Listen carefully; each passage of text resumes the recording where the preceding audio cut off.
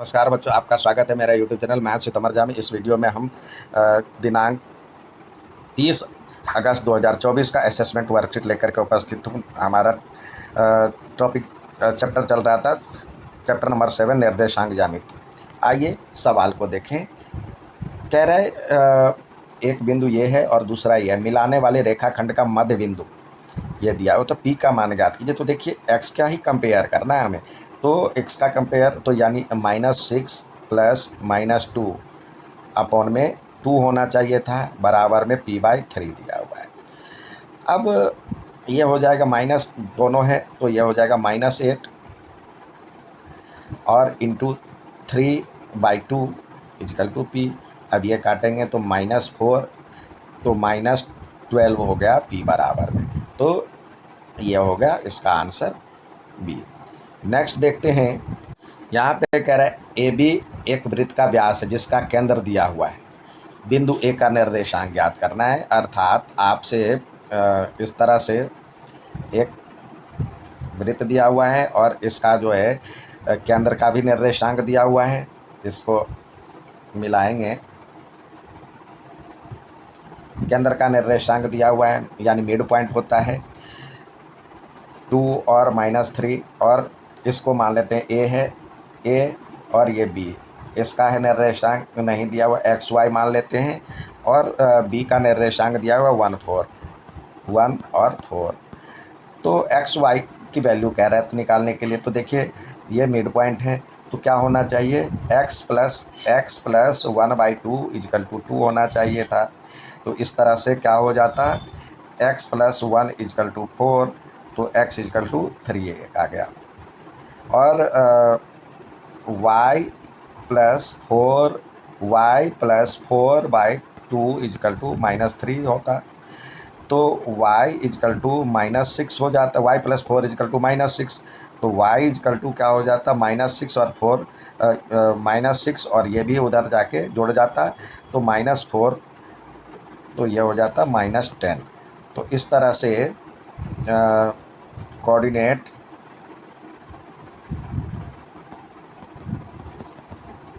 ए का कोऑर्डिनेट 3 और -10 इसका आंसर है। देखें ये कहाँ पे दिया है, 3 और -10 ए में दिया हुआ है, तो ये होगा ए इसका आंसर। नेक्स्ट सवाल देखते हैं। आपसे कह रहा है जो कि ये 4 बिंदु है, तो इसके शीर्ष किसी क्रम में दिए हुए हैं, तो आपको कह रहा है इसका कोऑर्डिनेट ज्ञात कर, पी का मान ज्ञात करने के लिए, तो हम एक बार बना लें समांतर चतुर्भुज। अब देखिए यहाँ पे दिया हुआ है ए बी सी और डी, क्रम से लगा है। यहाँ पे -4 और 1, दूसरे का दिया हुआ है बी का 8 और 2, सी का दिया हुआ है 7 और 4, और डी का दिया हुआ है पी और 3। यदि एक नंबर में पूछा जाए तो आप डायरेक्ट बना सकते हैं, नहीं तो आपको सॉल्व करना है। देखिए यदि हम डायरेक्ट बनाते हैं तो ये x की वैल्यू का कंपेयर करेंगे और दूसरे का। अब इधर से देखिए ये कितना ज़्यादा है, 12, इसमें हम सब 8 और 8 से -4 तक कितना अंतर आता है, 8 -4 यदि करते हैं तो 12 का अंतर आता है। तो इधर 7 में से 12 सब्सट्रैक्ट कर दीजिए, तो ये हो जाएगा 7 - 12, जिसका आ जाएगा -5। तो p की वैल्यू p बराबर में -5 आ जाएगा। दूसरा ये है इसका मिड पॉइंट, और यदि आपको इसको सॉल्व करने के लिए कहें तो इसका मिड पॉइंट जो होता है एक दूसरे पे मतलब समद्विभाजित करता है, यानी दोनों का मिड पॉइंट सेम होगा। तो क्या हो जाएगा, p इसके कोऑर्डिनेट p प्लस 8/2 बराबर में -4 प्लस 7/2, -4 प्लस 7/2। अब ये तो 2 से 2 कट गया, तो क्या हो जाएगा, p प्लस 8 इजकल टू 3, तो p is equal to 3 - 8 is equal to -5। तो पी का निर्देशांक, पी का वैल्यू आ गया -5। दोनों से हमारा एक ही आंसर। नेक्स्ट सवाल है, ये दो बिंदु दिए हुए, उसकी दूरी दिया हुआ है, तो x का मान ज्ञात करने के लिए कह रहा है। तो हम डिस्टेंस फार्मूला लगाएंगे। डिस्टेंस फार्मूला में होता है, फार्मूला लिख लें एक बार, x2 - x1 का स्क्वायर प्लस y2 - y1 का स्क्वायर। ये होता है डिस्टेंस फार्मूला। हम किसी को भी x1 और x2 मान सकते हैं। अब ये हो जाएगा 2 - -1 का स्क्वायर, इसको हमने x1 और x2 माना, और प्लस ये प्रश्नानुसार एक -2 और -x, या इधर हम इसको x -2 यानी +2 भी लिख सकते हैं। x -2 या तो इसमें से घटाए या इसमें से घटाए, कोई बात नहीं, का स्क्वायर बराबर में 5 होता है। तो अब एक बार इधर ये 3 का स्क्वायर हो जाता है, प्लस x + 2 का होल स्क्वायर हो जाता है, बराबर में 5। दोनों ओर वर्ग करने पर स्क्वायरिंग बोथ साइड क्या हो जाता है, यह हो जाता है 9 + x + 2 का होल स्क्वायर बराबर में 25। अब 9 + x स्क्वायर प्लस 4x + 4 इसका होल स्क्वायर करते तो बराबर में 25। अब x स्क्वायर प्लस 4x और 9 × 4 = 13 हो गया। ये इधर आके घटा दें, 25 = 0। तो इस तरह से हमारा इक्वेशन बन गया x स्क्वायर प्लस 4x और -25। सॉरी, 25 में से 13 गया तो यह हो जाएगा -12 = 0। ये क्वाड्रेटिक इक्वेशन हो गया। अब यहाँ पे देखते हैं a बराबर, मानक रूप क्या होता है, ax square plus bx plus c होता है, बराबर में 0। तो यहाँ पे a बराबर देखें 1 है, b बराबर में 4 है, c बराबर में -12 है। तो a और c को गुना करते तो 12 आता, तो जो -12 आता तो एक पेयर ये होता है। दूसरा होता है 2 × 6, तीसरा होता है 3 × 4, ये पेयर बनता है। इसमें से किसका अंतर या एडिशन या सम 4 आ रहा है, तो यह सिर्फ ये बच रहा है।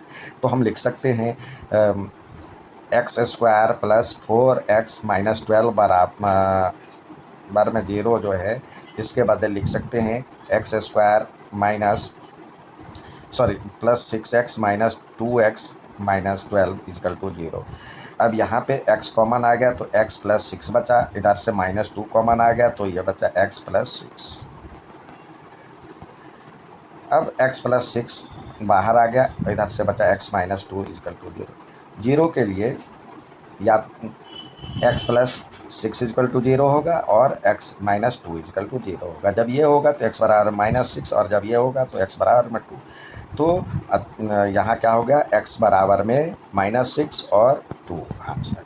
नेक्स्ट सवाल देखते हैं। यहाँ पे सवाल है, x अक्ष पर बिंदु R है, y अक्ष पर बिंदु S है, और बिंदु ये दिया हुआ रेखाखंड RS पर स्थित है, और RP और PS का 2:5 है। तो R और S का निर्देशांक ज्ञात करने के लिए कह रहा है। तो ये देखिए, इस तरह से हम एक बार लिख लेते हैं। x अक्ष पर R है, तो x अक्ष पर जो R है उसका निर्देशांक क्या हो जाएगा, x अक्ष पर y0 होता है, यहाँ पे R और यहाँ पे S लिख लेते हैं, और ये बिंदु P दिया हुआ है। आपसे कह रहा है जो कि बिंदु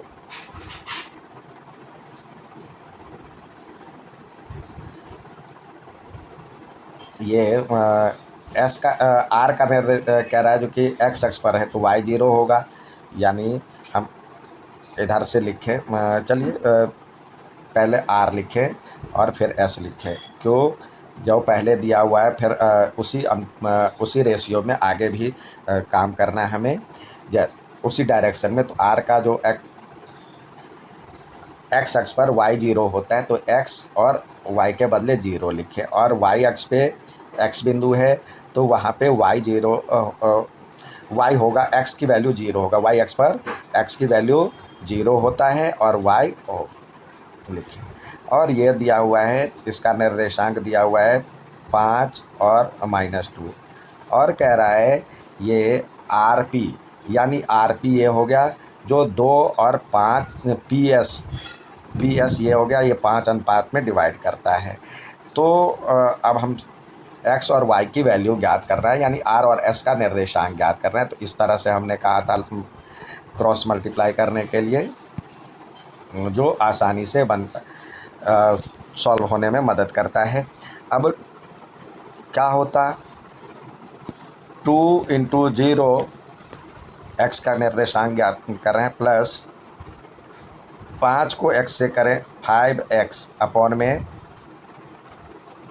2 + 5 m1 + m2 इजिकल होता है ना, x बराबर में m2 x1 + m1 x2 upon में m1 + m2, उसी का यूज करते हुए और बराबर में 5 होता है, इसका निर्देशांक दिया। तो ये तो 0 हो जाएगा। तो 5x बराबर में ये 7 से मल्टीप्लाई हो जाता 35, तो x बराबर में 35/5 यानी 7। और इसी तरह y का निर्देशांक हम देखें तो y बराबर में क्या होता,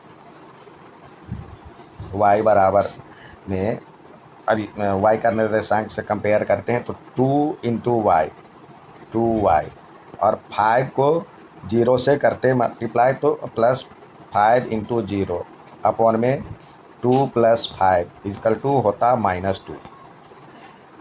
तो ये 2y + 0 अपॉन में 7 = -2, तो 2y = -14, ये मल्टीप्लाई हो जाता, तो y = -14/2 यानी -7। तो x और y का आ गया। तो लिखते कोऑर्डिनेट लिखेंगे, कोऑर्डिनेट ऑफ r = r का कोऑर्डिनेट क्या है, x0, यानी x का वैल्यू हमारे पास आ गया 7 और 0। और कोऑर्डिनेट ऑफ s 0 और y, तो 0 और -7 आंसर। नेक्स्ट सवाल देखते हैं। यहाँ पे सवाल दिया है a और b को जोड़ने वाले रेखाखंड को समत्रिभाजित करने वाले बिंदुओं का निर्देशांक है। तो एक ये है a, ये b है, इसका निर्देशांक दिया हुआ 3 और -2, इधर -5 और -3 और -5। अब देखिए समत्रिभाजित कह रहा है, तो ये समान 3 हिस्सों में बांट रहा है। यहाँ मान लेते हैं p है और ये q है, ये 1 1 1। अब जब इसकी बात करें यहाँ से यहाँ की, तो देखिए इधर तो 1 बचेगा, इधर 2 बचेगा, इसका x और y मान लेते हैं, और इसको x' और y' मान लेते हैं। तो जब इसकी बात कर रहा है तो इधर 1 हिस्सा है और इधर 1 + 1 2 हिस्सा है, तो 1:2 में हम कंपेयर करें तो यहाँ पे हो जाएगा x बराबर में 1 को -3 से करें तो -3, प्लस 2 को 3 से करेंगे 6 अपॉन में 1 + 2। तो इस तरह से यह हो जाएगा 3/3 यानी 1। और y का देखते हैं, y बराबर में होता 1 को -5 से करते तो -5 होता है, और 2 को -2 से करते हैं प्लस -4 हो जाता, 2 × 2 = 4, -4 अपॉन में 1 + 2 यानी -9 अपॉन में 3, तो कट करके -3 हो जाता।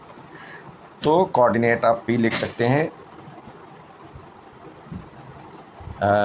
p का निर्देशांक जो हो गया x की वैल्यू 1 है और ये -3। अब चलते हैं q की बात करते हैं। अब q के लिए देखिए इधर तो 2 हिस्सा बच रहा है, इधर 2 और ये 1 हो जाता है। तो यहाँ पे ऐसे हम गुना करने के लिए कहते हैं, तो देखिए x' बराबर हो जाता 2 को -3 से करें तो -6, और 1 को 3 से करें +3 अपॉन में 2 + 1, तो इस तरह से हो जाता 3/3, तो यानी -1। और वाई डैश का वैल्यू ज्ञात करते तो ये हो जाता 2 को -5 से करते तो 2 इंटू -5 यानी -10, और 1 को -2 से करते तो -2 अपॉन में 2 + 1, तो ये हो जाता -12/3, तो यानी -4। तो इस तरह से इसका निर्देशांक हो गया coordinate of Q is equal to -1 and minus, यहाँ पे -4 है, -1 और -4। तो कह रहा है समत्रिभाजित करने वाले बिंदुओं का नाम क्या है, उसका दिए गए रेखाखंड को समत्रिभाजित करने वाली बिंदुओं का निर्देशांक है। कौन कौन सा है? 1 और -3 तथा दूसरा क्या निकला था हमारे पास? -1 और -4, -1 और -4। नेक्स्ट सवाल देखते हैं। यहाँ पूछा जा रहा है जो कि ये 3 बिंदु है वो किस प्रकार का त्रिभुज है। तो आप इस तरह से त्रिभुज बना लें। त्रिभुज के निर्देशांक A, B और C लिख दें। 0, -1 और 2 और 1, 0, 3। अब बारी बारी से सारी भुजा ज्ञात कीजिए। AB बराबर में क्या हो जाता है दूरी सूत्र से? √0 - 2, तो -2 का स्क्वायर, प्लस -1 और 1, तो -1 और -1 यानी 2 का स्क्वायर हो जाता है। तो ये हो जाता 4 + 4 यानी √8 यूनिट। 2√2 भी लिख सकते हैं। अब आइए BC निकालें। BC बराबर देखें 2 + 0 का स्क्वायर यानी 2 का स्क्वायर, और 1 - 3 यानी ये भी 2 का स्क्वायर हो जाता, तो ये हो जाता 4 + 4 यानी √8 यूनिट, इकाई। अब आइए AC निकालें। AC तो 0 + 0 का स्क्वायर, 0 स्क्वायर, प्लस 3 और -1 हो जाता तो +1 का स्क्वायर, तो यह हो जाता 16 यानी 4 इकाई। तो यहाँ पे हम कई चीज़ देखते हैं। एक तो AB बराबर में BC है, तो इस तरह से समद्विबाहु हो गया, आइसोसेलेस हो गया। और जब हम AB का स्क्वायर करते हैं और प्लस BC का स्क्वायर करते हैं तो क्या हो जाता है? ये 8 हो जाएगा और ये भी 8 हो जाएगा, और ये बराबर में AC का स्क्वायर हो जाएगा 16। तो इस तरह से समकोण भी है। तो ये जो होगा त्रिभुज ABC एक समकोण समद्विबाहु त्रिभुज है।